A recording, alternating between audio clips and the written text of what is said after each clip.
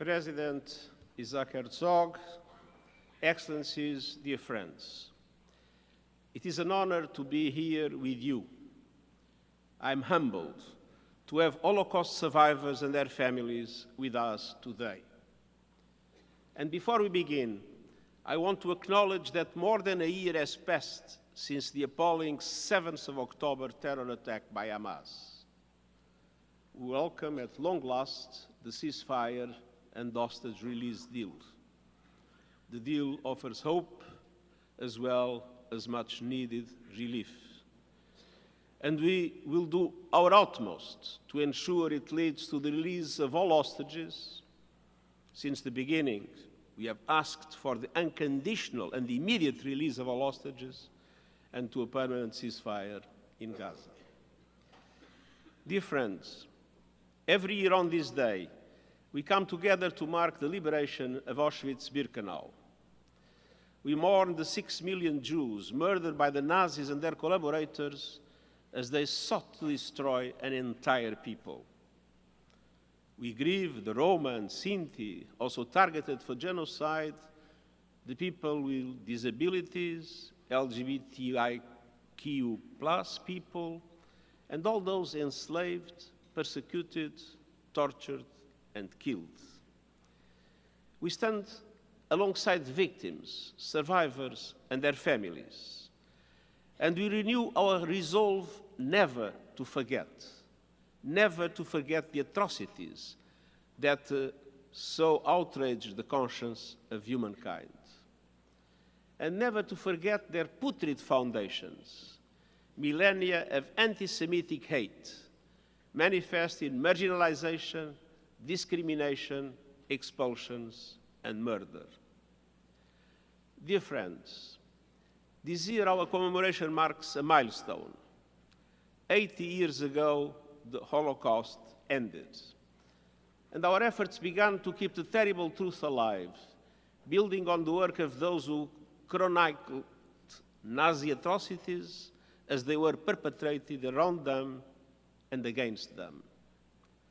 The courage of survivors in telling their stories has played an enormous role, and we are deeply grateful to them all. But the responsibility belongs to every one of us.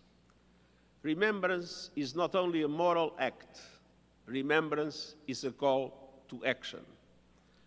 To allow the Holocaust to fade from memory would dishonor the past and betray the future.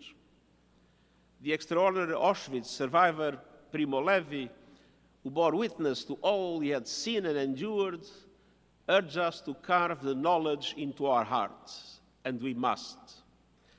To know the history of the Holocaust is to know the depths to which humanity can sink.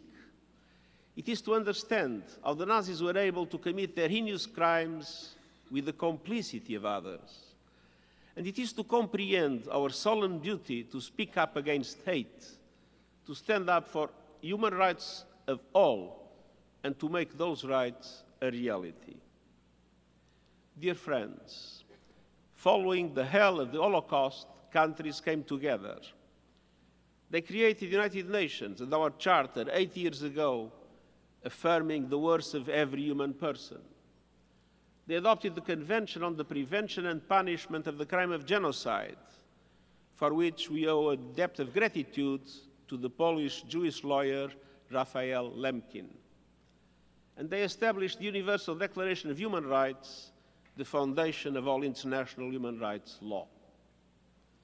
As one of the drafters, Lebanese diplomat and intellectual Charles Malik said, the declaration was, and I quote, inspired by opposition to the barbarous doctrines of Nazism and fascism, end of quote. The dignity of every member of our human family is enshrined in that document, which draws from traditions around the world. It is a pure expression of our shared humanity. And in dark times, it remains a shining light. Dear friends, today our world is fractured and dangerous. 80 years since the Holocaust end, anti-Semitism is still with us, fueled by the same lies and loathing that made the Nazi genocide possible. and it is rising. Discrimination is rife. Hatred is being stirred up across the globe. One of the clearest and most troubling examples is the spreading cancer of Holocaust denial. Undisputable historical facts are being distorted, diminished, and dismissed. And efforts are being made to recast and rehabilitate Nazis and their collaborators. We must stand up to these outrages. We must promote education, combat lies, and speak the truth. And we must condemn anti-Semitism wherever and whenever it appears. And we must condemn all forms of racism, prejudice, and religious bigotry which we see proliferating today. Because we know these evils wither our morality, corrode our compassion, and seek to blind us to suffering, opening the door to atrocities. The United Nations has long worked to combat anti-Semitism through a wide range of activities, including our Holocaust outreach programs. And we recently launched our Action Plan on Anti-Semitism, recommending the ways the United Nations system can further enhance those efforts.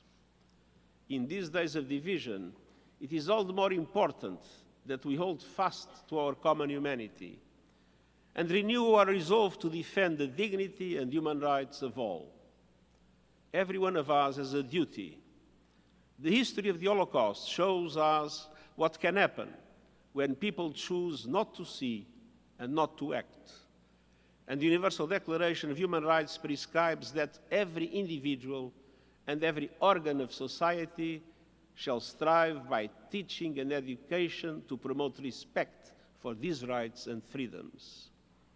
Each of us must answer the call, denounce lies, resist hate, and ensure our common humanity overcomes division. These causes are at the very core of the United Nations. We will never forget, and we will never waver in that fight. Thank you.